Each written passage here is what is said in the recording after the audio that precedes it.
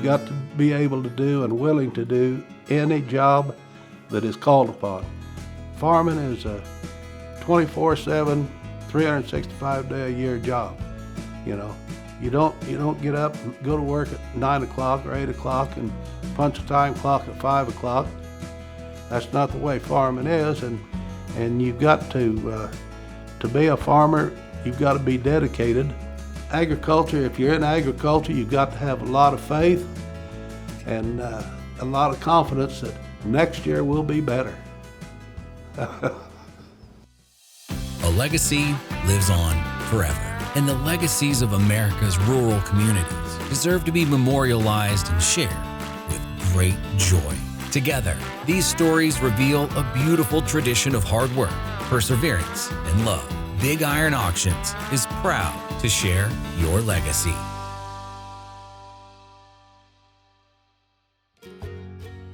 This week, we visit the state of Kansas, where a German stowaway began farming over 100 years ago.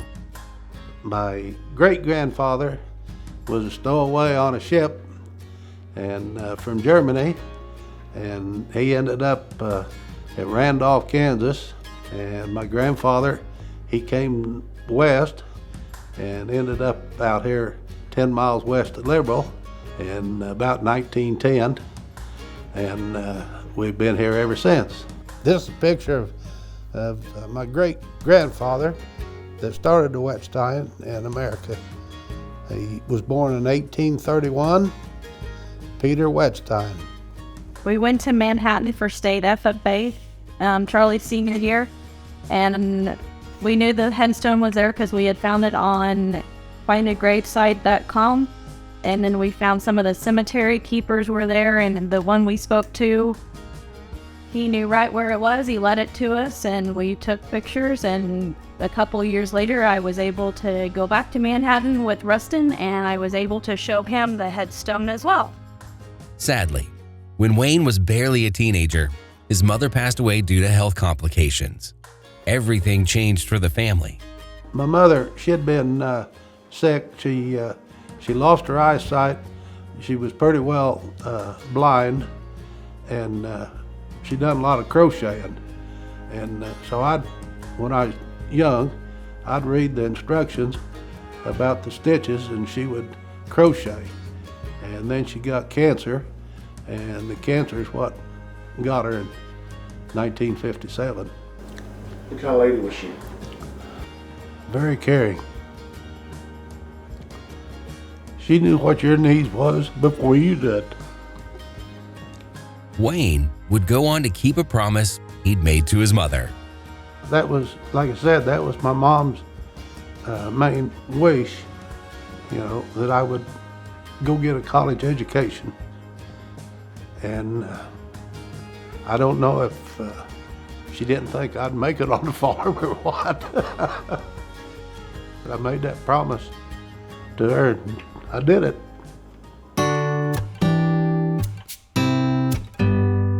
When I was 15 years old was, I guess, technically when I started farming, my farming operation. And it was just a deal to try to keep the whole thing, the family farm together was the main goal that we was working at. And then I farmed with my dad and my brother. They had land. I got married in 1966.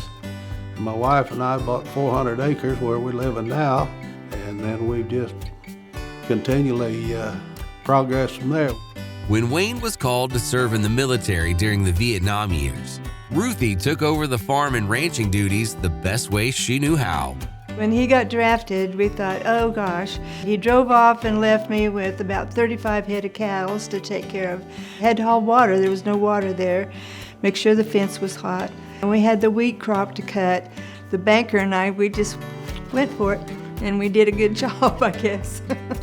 Sold it for the highest that it's been forever. And it's one of them things that she was very good at that, and a little bit of luck, but she raised one of the best wheat crops on some of her irrigated ground that we'd ever had, and the banker said that she needed to do the marketing because she sold it at the highest price it was that summer.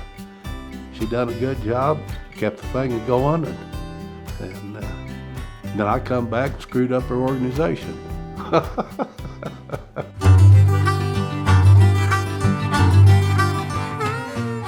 Come on, Charlie, let's go over here and get the Pope Mobile and go for a ride. Yeah, Russell said we got to put new points on all of that ripper there. Yeah, get to that sometime today.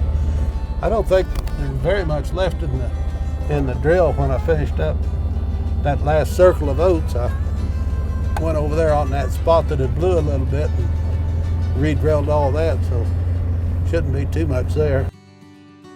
I hope that we can continue carrying on the family farm and, to make Dad proud and make all of our ancestors proud. And I hope that Charlie will, spread his wings a little bit, try something else, just to make sure that this is not what he, wants to have to face every day, but make sure it's something he wants to face every day. Growing up out here on the farm, it's been fun. I've seen the struggles, I've seen the succeeding of the farm, and just seeing all the different aspects show me a different way to life than a lot of kids in my generation have seen before. I'm proud to be a farmer's daughter, farmer's granddaughter, farmer's wife, and a farmer's mother, and also farming ourselves. When we were starting out, like I say, the kids got on the tractor with me, they got in the truck with me, they got in the pickup, go get parts, and the Lord got us all through those years with 4 of them in there. And so I'm proud of what we've done and accomplished. I think my favorite thing about my grandparents is how hardworking they are, but they also know how to have fun while we work. I grew up with them just less than a mile down the road. So all the time I was with them, whether it was in the buddy seat in the combine or in the kitchen with my grandma. They really instilled hard work and how to be beneficial to the people around you. Yes, I'm very proud to be a farmer. The big cities is a nice place to go visit, but when I come home, I'm home here and on the farm.